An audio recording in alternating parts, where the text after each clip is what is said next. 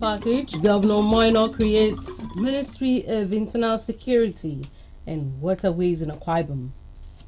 New State Exco, 23 new commissioners, 1 special advisor take oath of office. Medical experts advocate routine checks against hepatitis. President Tinubu makes fresh appointments into Nigerian Customs Service. Stay tuned for details of these and other reports in just a moment.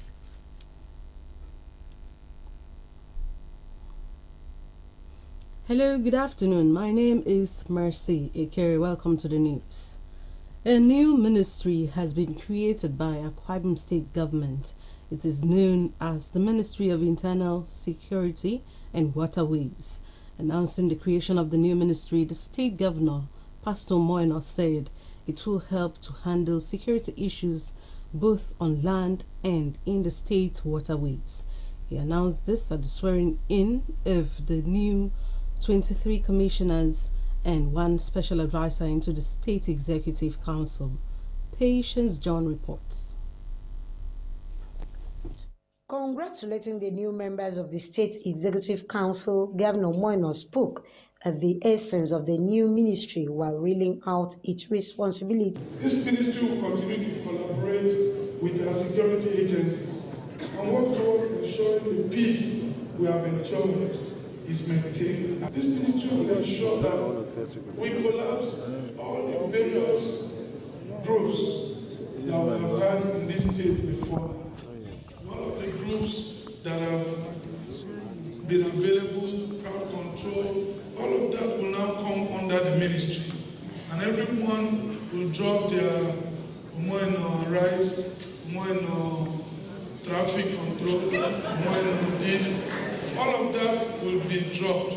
And the ministry will now properly profile them to work in the new Ministry of Security and Waterways. While we are not disbanding them, we are saying that they should come under the supervision of the Ministry of Internal Security. We are saying that all of them should drop their toga and just let us use them for crowd control. They will be trained, they will be profiled, they will now have them to do the work we want them to do. On choosing to start his administration with the immediate past commissioners, the governor said he is banking on the experience and called on them to help in the interpretation of his administration's blueprints. A lot of you took bullets for me. A lot of you stood up for me where no one believed I would ever imagine. A lot of you spent several nights strategizing for me, and my conscience will not allow me to throw you away. And this is a testimony to the fact that when people stand by me, I will stand by them also. Therefore, it is only fitting we bring back tested hands with the right experience who understand the system to join us and work for the continuation of peace, growth, and transformation of our state in line with our RISE agenda. The governor, who administered the oath of allegiance and that of office, and the 23 commissioners and 1 special advisor, reminded them to work in tandem with his administration's cardinal points, where rural development, agriculture, education, entrepreneurial and skill acquisition, and security will take the center stage. He stressed that all political appointees in his administration should impact the immediate communities positively. Do solemnly swear. That I will be faithful. And bear true allegiance. To the Federal Republic of Nigeria. In the Akwa State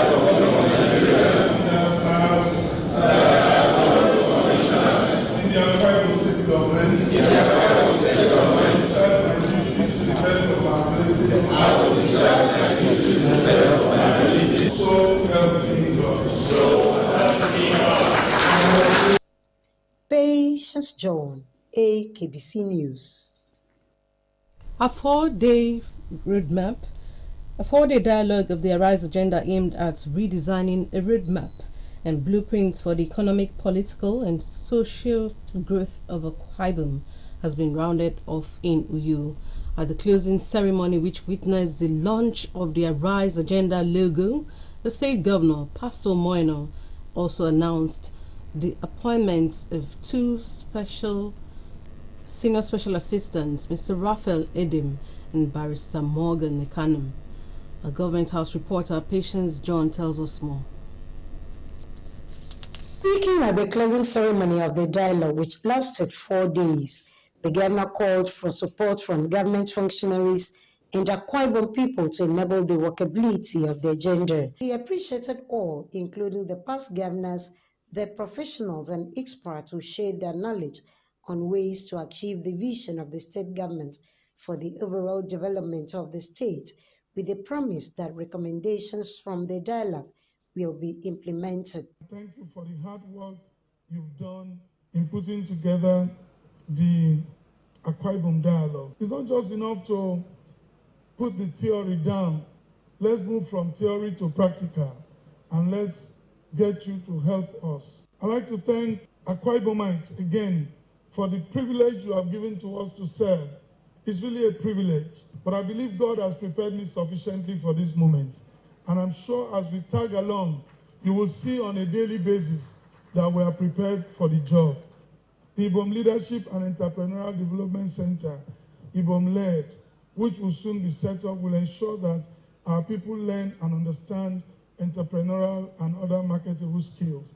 The state deputy governor, Senator Okone Yarenyi, who doubled as the planning committee chairman of the Ibom dialogue, as well as the speaker, Akwa Ibom State House of Assembly, Elder Udeme Otong, thanked the governor for putting together the event, describing Ibom dialogue as a vehicle that will take Akwa Ibom to its desired destination. During your electioneering campaign, you had a dream, you had a vision, and you did not just allow it stay in you, you wrote it down.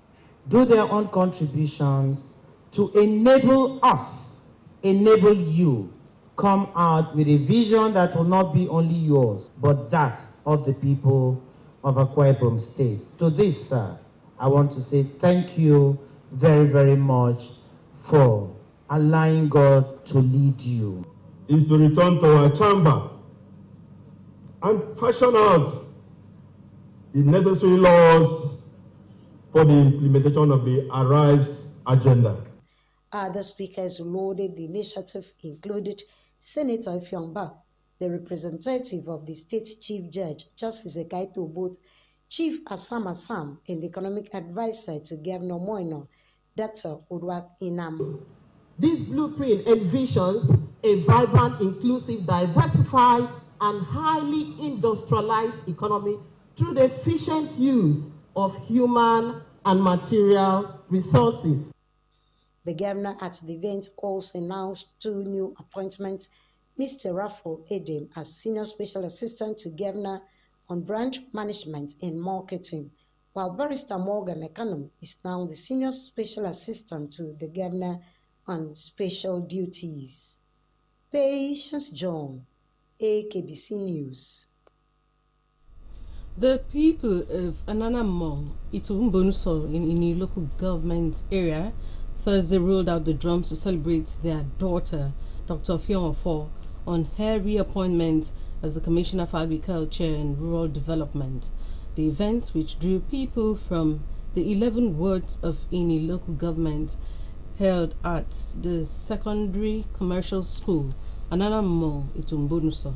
Here Paul reports.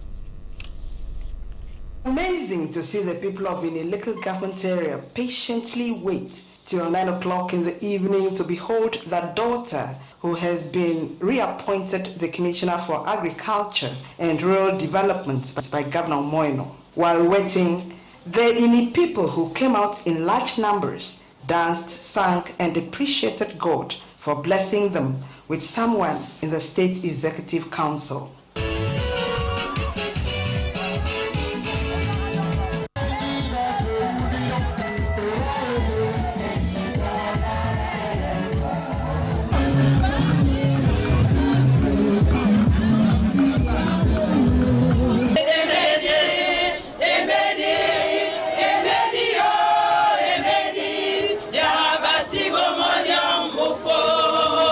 At about 9 p.m., the reappointed Commissioner for Agriculture and Rural Development, Dr. Ofo, his spouse, Dr. Samuel Ofo, former Commissioner for Agriculture, Dr. Gloria, the PDP chairman in Ini, Mr. Emmanuel Umar, and other stakeholders arrived at the venue of the celebration.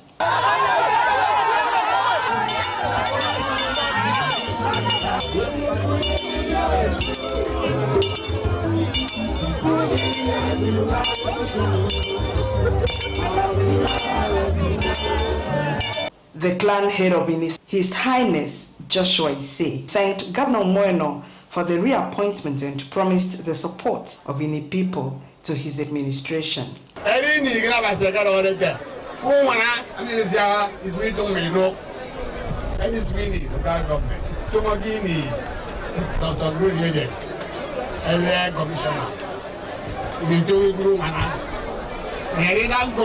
Appoint Dr.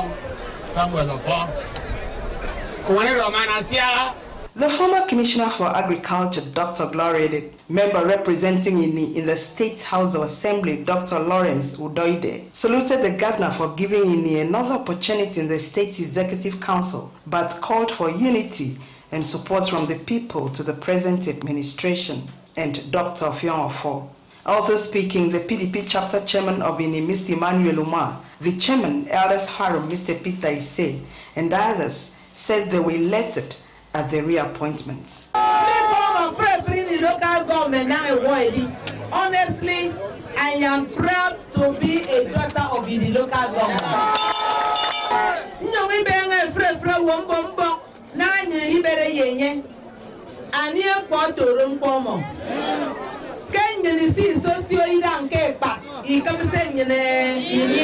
So, as a people,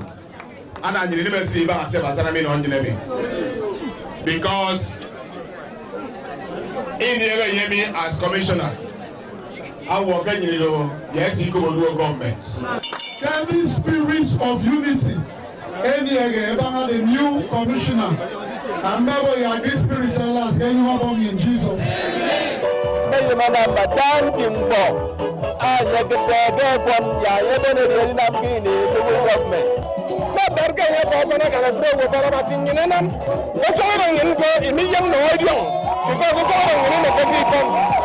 She is a square peg in a square hole. And of course, she is very humble. I'm very happy where we are because we have, all of us, we are, thank God. Responding, the reappointed Commissioner for Agriculture and Rural Development, Dr. Ofo, said she was excited that her people came out in their numbers to receive her. Dr. Ofo, who was appreciative of Governor Moino for finding her worthy to serve in the State Executive Council, promised to do her best and appealed for support from her people.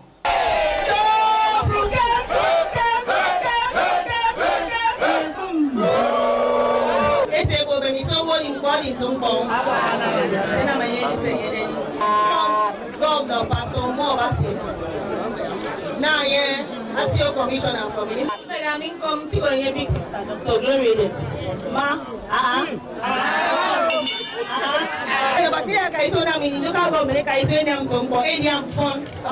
so from 1 to 111, you have your party.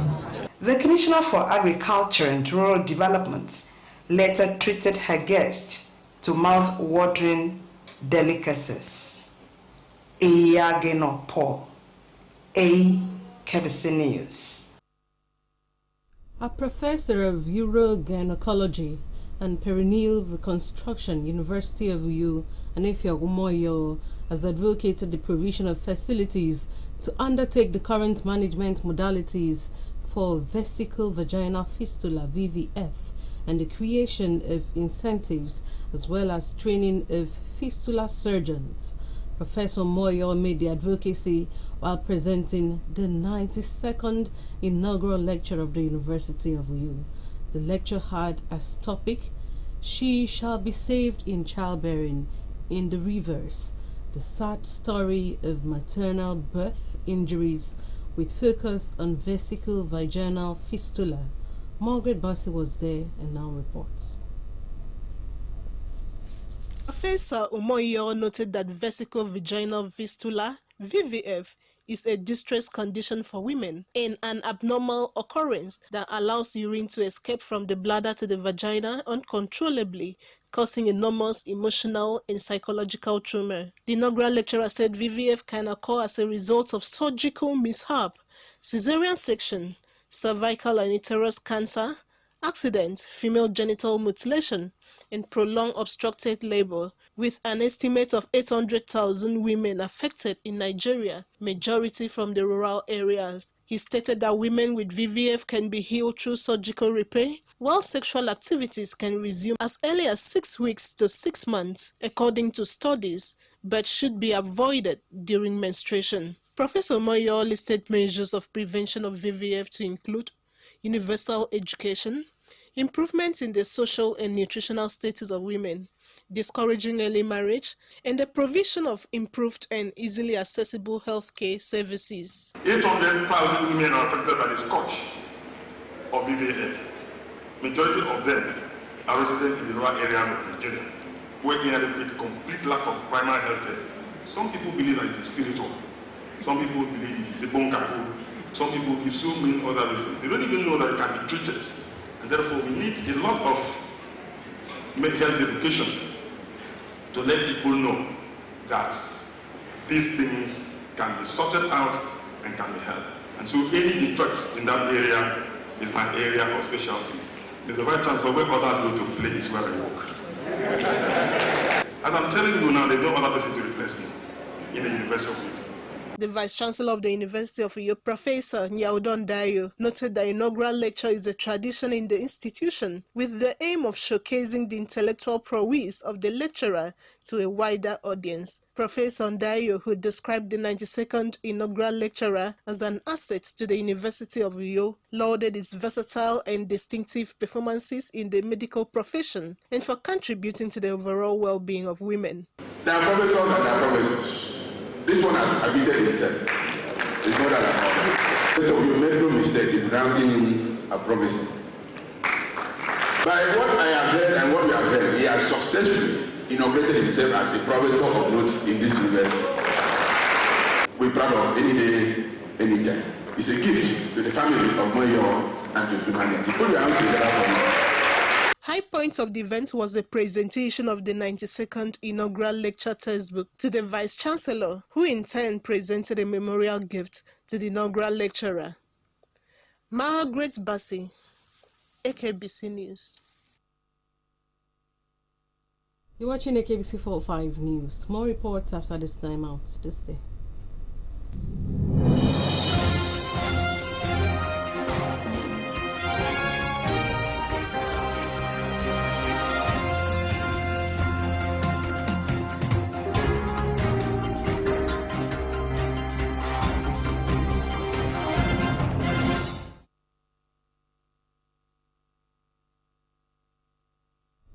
Kings and Queens Montessori Nursery and Primary School, Itiam Enyong with Housing Estate, Uyo, Wednesday churned out 34 fresh graduating pupils.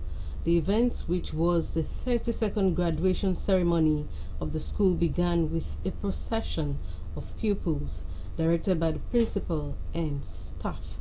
It held within the school premises.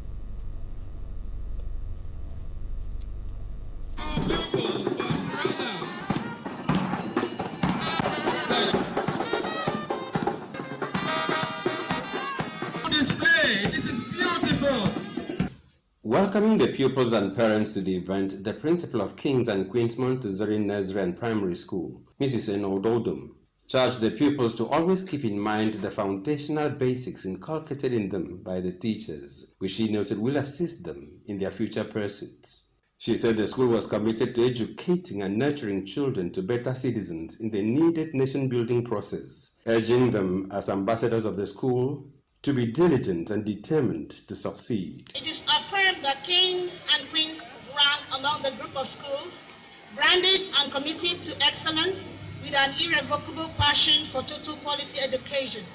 The director, Kings and Queens Montessori Nursery and Primary School, Mr. Chibong Ebongokun, congratulated outstanding pupils who came out tops in different subjects and thanked the parents for their continuous love and care, while appealing to them to sustain the sacrifice. A lot of people keep on saying the standard has gone, Kings and Queens is not good, this and that. I just listen, we're not in a competition, we are here to work.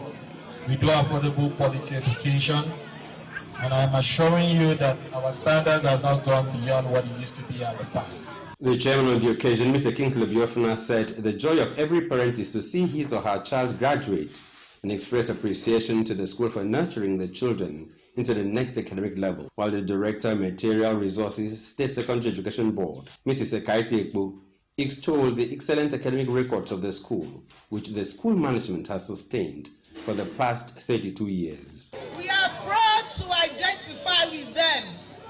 From our evaluation, we can say that the vision and the mission of this school is achieved.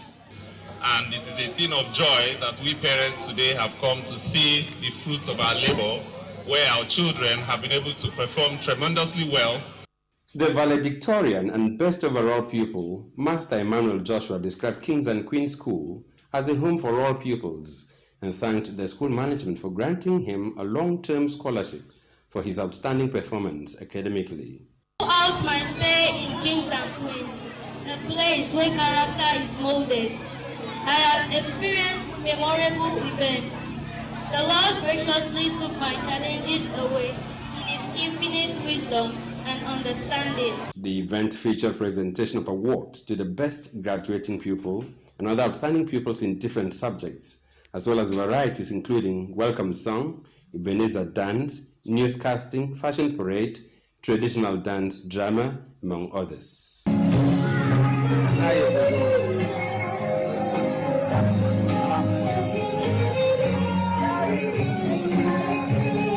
Oh my baby, your love is boring.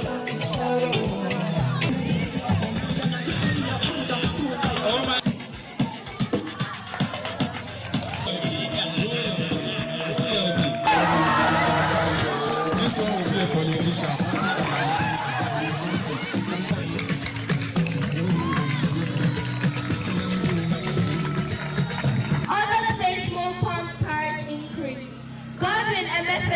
Former Central Bank of Nigeria Governor, Arvin in court in Lagos. Yes, we love you, Hadi Retro. And number 5. Hepatitis, according to medical experts, is an inflammation which the liver can cause mild, severe symptoms depending on the type. In order to raise awareness on the disease, the United Nations set aside July 28 as World Hepatitis Day to sensitize people on the need to go for medical tests and seek treatment. In the case of this year's commemoration, the focus on the viral hepatitis with B and C as major strains. The celebration has the theme, One Life, One Liver.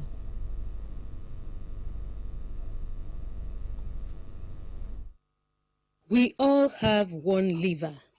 Experts say liver silently performs over 500 vital functions every single day to keep humans alive. However, they also say viral hepatitis infection is silent, with symptoms only appearing when the disease is advanced, emphasizing on the need to scale up prevention, testing, and treatment to optimize liver health, prevent liver disease, and achieve the 2030 hepatitis elimination goals. Medical experts say hepatitis B and C are viral infections which are transmitted either from mother to child, sexually, or through contact with blood or bodily fluids of infected persons.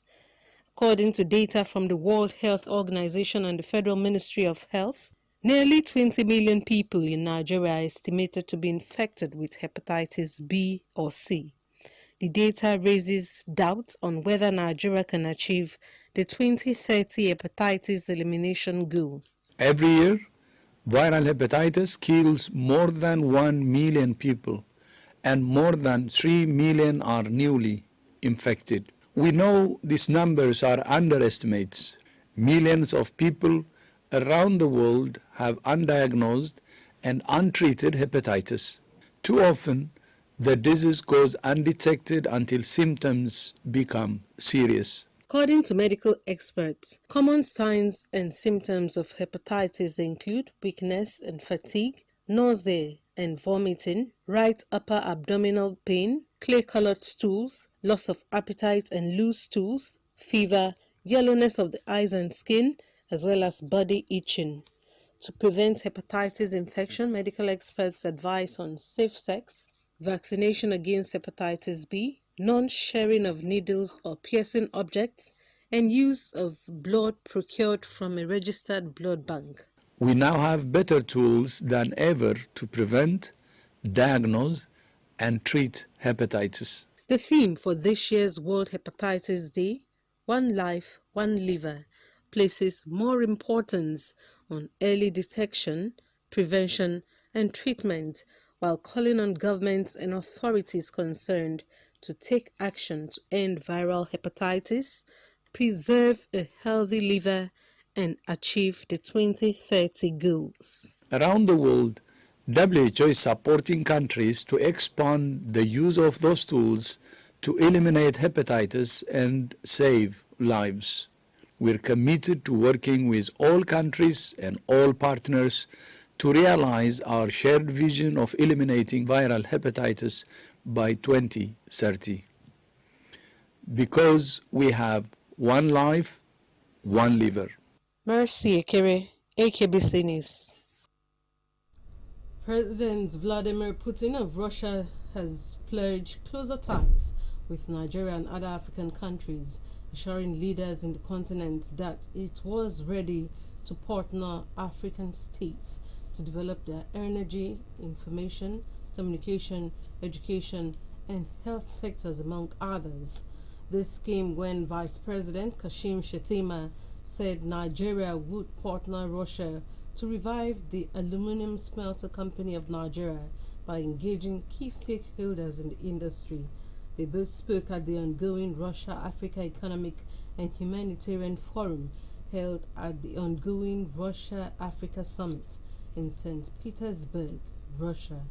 The summit is attended by several African heads of states, including Shettima, who represented President Bola Tinubu, and President Emerson Mnangagwa of Zimbabwe. Meanwhile, Putin noted in his opening remarks that the potential for trade and economic cooperation between Russia and African countries was much higher than the trade turnover of $18 billion seen in 2022. He restated his country's commitment to food security in Africa and beyond, stressing that Russia will continue to work towards shaping a more equitable global food distribution system. Shettima is attending the summit with a team from Nigeria. President Bola Ahmed Tinubu has approved the appointment of 3 Deputy Controller Generals and 3 Assistant Controller Generals of the Nigerian Customs Service. The new DCGs are F.O. Okun, M.B.A. Musa, and A. Hamisu. The new ACGs are K. Olumo, A.B. Muhammad, and A. Alajagun. The appointments were made following the retirement of some management members of the Nigerian Customs Service. The Acting Controller General of Customs, Bashir Adewale Adeniyi, congratulated the newly appointed officers and charged them to redouble their efforts to ensure the service attains greater heights in its mandates of revenue generation, suppressing of smuggling, and trade facilitation. Adeniyi also thanked the retired members of the management for their meritorious service. President Bola Tinubu has appealed to Nigerian youths to be patient and show understanding with the hardship caused by economic initiatives of his administration. Tinubu explained that the hardship the country is currently facing would eventually vanish and give way to a more equitable, prosperous, and inclusive economy. He gave the assurance on Thursday in the nation's capital at an audience with the All Progressives Congress national youth leaders from the 36 states of the Federation and the Federal Capital Territory, Abuja. Reports say Nigerians have experienced more hardship since the removal of fuel subsidy 2 months ago, making prices of food items, goods and services, including transportation, skyrocket. And on that note, we conclude a package this afternoon. But just before we go, a quick reminder that a new ministry has been created by the Akwa Ibom State Government. It is known as the Ministry of Internal Security and Waterways. Announcing the creation of the new ministry, the state governor said it will help to handle security issues both on land and in the waterways. He announced this at the swearing-in of the 23 new commissioners and 1 special advisor into the State Executive Council. And as a package this afternoon, thanks for your time. My name is Mercy Ikiri. Good afternoon.